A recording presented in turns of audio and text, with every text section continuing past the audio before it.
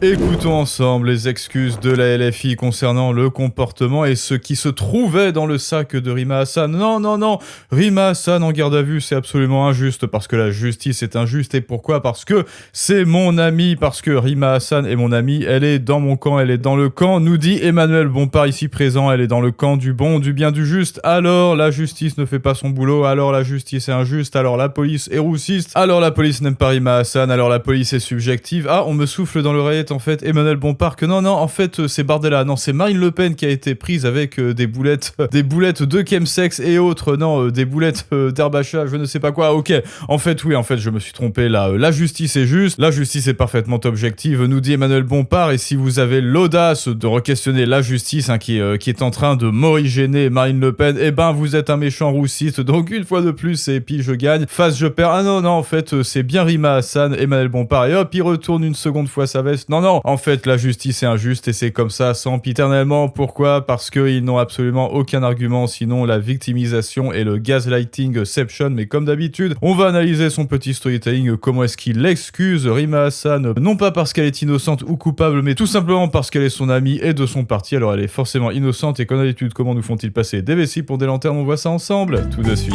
L'actualité politique, c'est aussi ce qui s'est passé hier dans la soirée, à savoir la garde à vue de l'eurodéputé qui appartient à votre camp, Rima Hassan. Elle était ciblée par une enquête judiciaire en France pour apologie du terrorisme après avoir tenu des propos considérés comme une marque de soutien au mouvement islamiste, le Hamas. Et puis, il y a eu aussi tout d'un coup la découverte de drogue de synthèse, ce qui a amené à une garde à vue.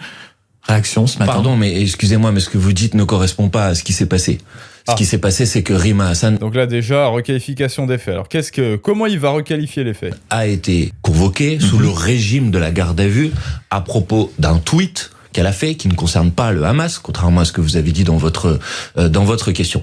Rima Hassan ça a fait concerne un tweet qui, visiblement, je cite, citait un ancien terroriste et qui parlait de résistance. Ça ne parlait pas du Hamas, je corrigeais ce qu'il y avait dans votre question. Maintenant, que les choses soient claires. Depuis maintenant 2 ans, Rima Hassan a fait l'objet de 16 procédures, d'accord ? Alors, donc là, pareil, elle a fait l'objet de 16 procédures. Et plutôt que de se dire, alors du coup, c'est Rima Hassan le problème, vu qu'elle fait l'objet de 16 procédures et que, comme ils l'ont dit dans le procès de Marine Le Pen, là, alors je ne suis pas pour Marine Le Pen, c'est juste que, d'après eux, d'après LFI, et d'après ce qu'ils ont dit quand Marine Le Pen est devenue inéligible aux yeux de la cour, apparemment, la justice et la police aussi, la police et la justice seraient parfaitement objectifs et l'inéligibilité de Marine Le Pen en serait un parfait exemple. Et si vous osez les remettre en question, il y en a là, dans les tweets, des espèces de justiciers de la LFI d'ultra-gauche qui peuvent vous dire, je vais porter plainte contre vous parce que vous remettez en question la justice. Mais là, non. Là, Rima Hassan, c'est une erreur judiciaire. La justice est devenue injuste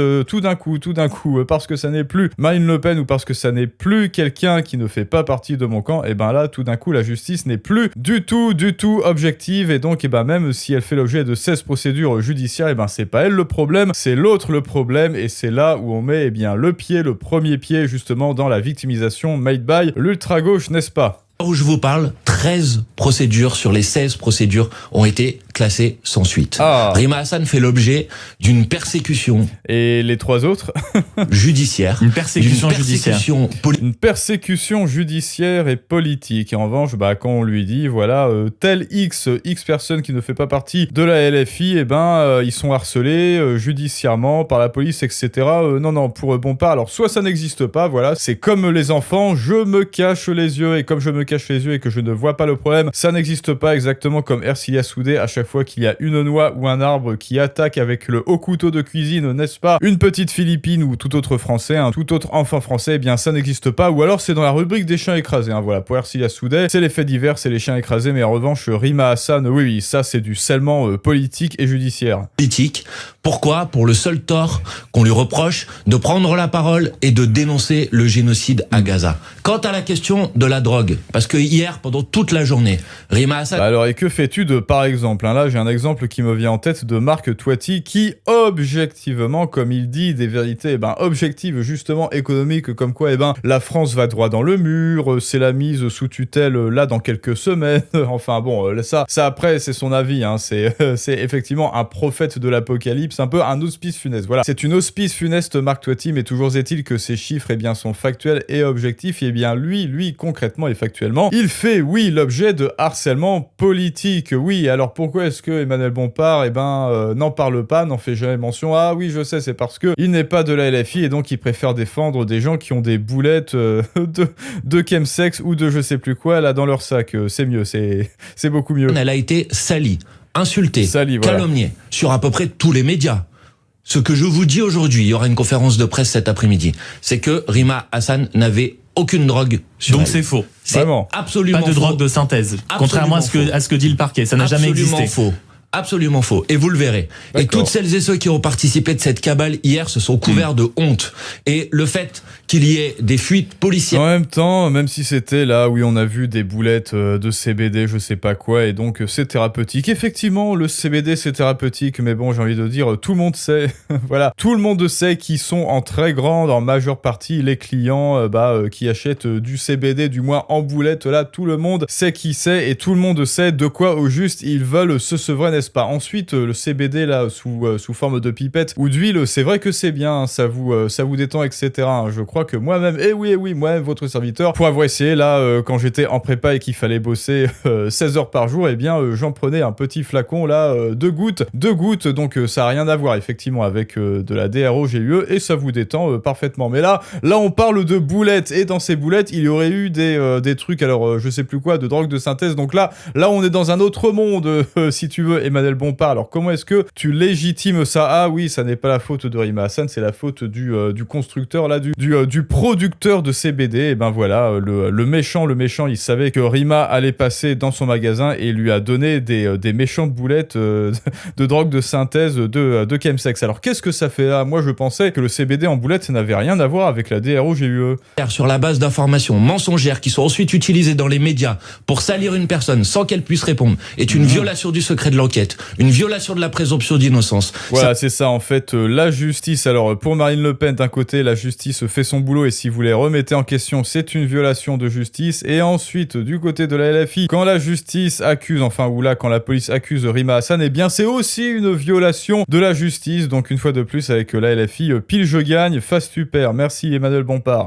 Un dysfonctionnement majeur dans un pays et dans un état de droit. Et toutes celles et ceux qui ont participé à ça... L'état de droit, voilà, c'est exactement le même name dropping et name calling, en fait, qui sort à toutes les sauces. État de droit. Marine Le Pen, état de droit, c'est juste. Et Rima Hassan, état de droit, c'est injuste. Maintenant, vont devoir s'excuser et rendre des comptes. Excusez-vous. Essayons de comprendre quand même la colère ce matin que vous tenez ici à ce micro, Manuel Bompard. La première chose, Rima Hassan persécutée, notamment par le pouvoir judiciaire et le pouvoir politique. C'est quoi? C'est une manip. Persécuté, hein. Regardez bien aussi le champ lexical. Persécution, chasse aux sorcières, quelque part. Rima Hassan, oulala, en fait, si vous effectuez une chasse aux sorcières sur Rima Hassan, vous êtes évidemment roussiste. Et d'ailleurs, ça m'étonne, hein. En fait, ça m'étonne vraiment de la part d'Emmanuel Bompard qu'il n'ait pas encore sorti le R-word. Il y aurait des politiques qui souhaiteraient faire taire Rima Hassan? Il y a en France, depuis maintenant plusieurs mois, des politiques, effectivement, sous l'influence d'un certain nombre de réseaux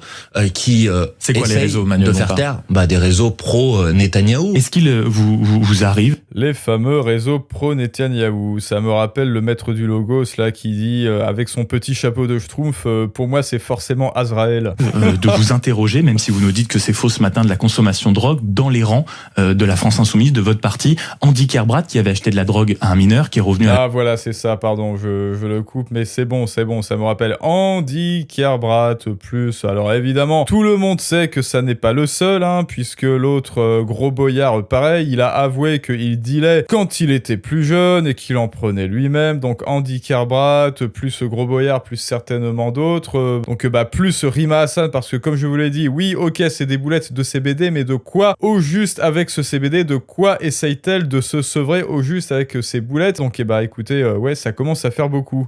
Regardez comment c'est ignoble ce que vous êtes en train de faire. C'est-à-dire sur la base d'une fausse information qui a été publiée hier, qui attribue à Rima Hassan une consommation de drogue qu'elle n'a absolument pas, et la démonstration va en être faite. D'ailleurs, elle l'a dit hier soir en sortant de sa garde à vue. Il y a une conférence de presse, j'attends la conférence de presse. Vous venez ouvrir... Ah oui, alors pour rappel aussi, zut, j'aurais dû le dire avant, mais donc Rima Hassan disait alors, j'ai fait un test d'urine, et oui, j'ai fait un test d'urine, et c'est bon, oui, il y a effectivement de la DHT, ou je sais plus quoi, je sais plus comment est-ce que ça s'appelle, là, des traces de canna plus loin, bis dû au CBD, et donc en fait, je suis parfaitement clean, hein, et évidemment, Antoine Léaumont de sortir de derrière les buissons avec sa bite à la main, oui, je le savais Rima, tu es ma queen, tu es la meilleure, je le savais, et oui, absolument, parfaitement, un test d'urine, ça va, ça passe, c'est bon, tu as passé l'examen, avec mention excellent, un test d'urine, c'est bon, j'érige ce test d'urine au rang de vérité suprême, alors que rappelez-vous, il y a quelques mois, avec l'affaire du doc à Frontières, alors attendez, Nicolas Dequier de C'est un signe, non rien en parlant d'Antoine Léaumont, il y a quelques mois avec l'affaire de oui, oulala, j'ai pris trop de shit, mais en fait c'était pour rire, il en avait pas pris, et après il est allé faire un test d'urine, donc le doc, le chroniqueur de chez Frontières, et Antoine Léaumont, après la publication clean de son test d'urine, ligne de défense ridicule, de qui avez-vous emprunté l'urine pour vous dédouaner, vous feriez mieux d'assumer une consommation occasionnelle ou régulière et de parler enfin sérieusement des questions de lutte contre le trafic de DROGUE. Ah là voilà, là pareil, le doc qui sort son test d'urine, c'est haram parce que hélas il ne l'a pas signé devant témoin et devant un huissier qui lui tient le sgeg pendant qu'il urine. Mais en revanche, Rima Hassan et son test d'urine, duquel elle n'a en fait jamais rien publié, ça va c'est halal, hein. Je le sais Rima, je le sais Queen Rima, je sais que toi tu ne mens pas, et tu ne mens pas parce que je t'aime et que tu es mon ami, et donc là pareil, biais tribaliste et biais de complaisance bien sûr. Un sujet Manuel Bompard, le parquet a confirmé cette présence de drogue, je me base sur les informations que j'ai, et là c'est une question, est-ce que vous créez... Merde Emmanuel, oh là là, la petite goutte.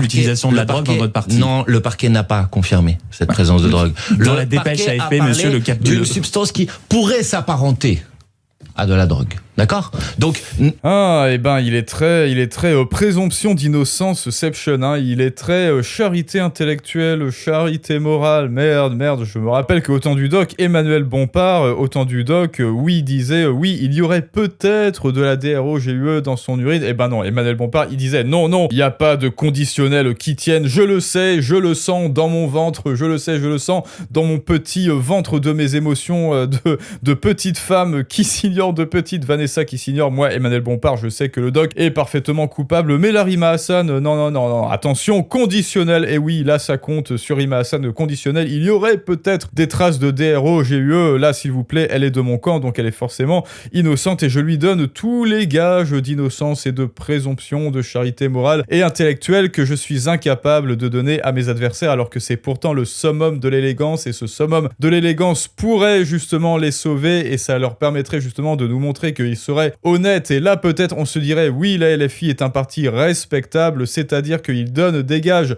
indépendamment de votre idéologie politique, et bien là, une fois de plus, à leur corps défendant, ils nous montrent que ce sont de parfaits clowns qui sélectionnent, qui ont une charité morale sélective. Faites attention, faut être un peu précis, parce qu'après on salit des gens, et puis une fois que vous les avez salis, parce que je connais ce type de méthode, ensuite évidemment vous ne corrigerez pas, et le mal est fait. Et vous êtes malhonnête sur... là, petit cadrage par anticipation, sauf que ça c'est très très mal joué, Emmanuel Bompard en tant qu'orateur.